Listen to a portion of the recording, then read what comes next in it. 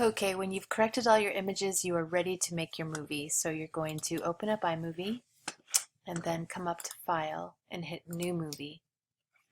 Select No Theme, hit Create, and then name your movie. And hit OK. So now we need to upload your images into iMovie. So you find them wherever you put them. I'm guessing probably on the desktop. Select all of them and then drag and drop them into the video editor here. And go ahead and close that and you'll see them all pop up. Excellent. So now I need to change or edit each individual clip actually.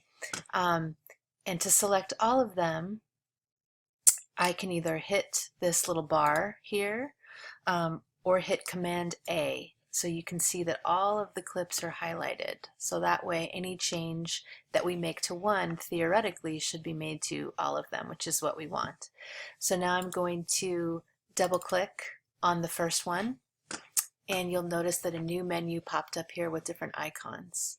So as I scroll through, you'll see that there's this strange sort of panning in and out.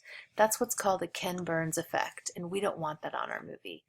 We just want to see each clip in its entirety and not have somebody else make those decisions for us. So we go up to the cropping tool, which is those two L's, one right side up, one upside down, and we hit Fit. So if we hit crop to fill, you can see we lose too much of your drawing. So fit is what we want. And then because we want this animation to be very smooth, each clip should be extremely short. So we hit I for information, and then you'll see that duration pops up as a window. So I'm going to recommend that you start with a 0.1, really, really short, and then hit enter. We can always change that later if we need to make it longer. It's no big deal. So now I'm going to go through and just check that in fact all of my clips are 0.1 and that also that they're formatted the way that I want. So I'm not getting the Ken Burns effect, but rather it just fits the screen. So these all look really good as I come through. So all of the changes were made. Looks good, looks good. Great. So now to see what this looks like, I can click at the beginning and then hit the space bar and you'll see that it'll play through for me.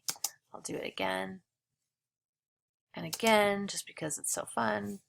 Okay, so that's pretty short, right? It goes through the sequence one time.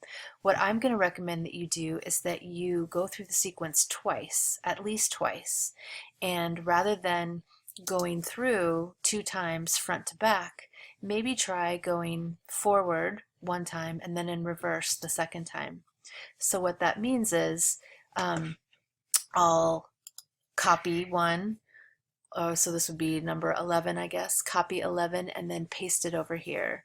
And then I'd copy 10 and then I'd paste it over there. And then I'd copy 9 and then I'd paste it over there.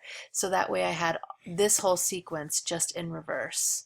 So for example, I click on this, I hit Command C, and then click over where I want to place it and hit Command V as in Victor. So that's place number 11 there. So then I come back here, Command C, and then click over here, Command V. So I would go through and copy and paste all of those in reverse. So I'm going to go ahead and do that and I will be right back. Okay, so I think I've got them all in, cut and pasted. Let's see. I might even have extra, I'm not sure. So I'm gonna go through and there we go. Yeah, I might have a duplicate somewhere in there. Try that again. Oh, from the beginning.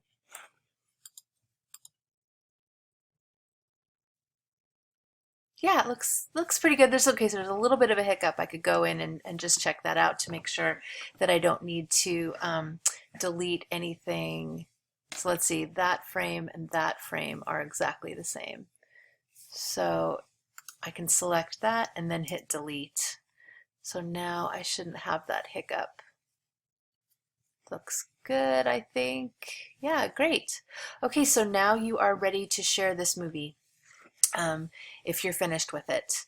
And remember, you can do multiple versions of this too. It doesn't have to be, this doesn't have to be your only one. So to do that, I'm going to come up to File, and then scroll down to Share, and then come over to File. And your version might say video and audio rather than iMovie. That's completely fine. You just don't want it to say audio only. So you want video and audio if that's the kind of version that you have. And then hit Next. Okay, and just figure out where you want to save that. Desktop is completely fine.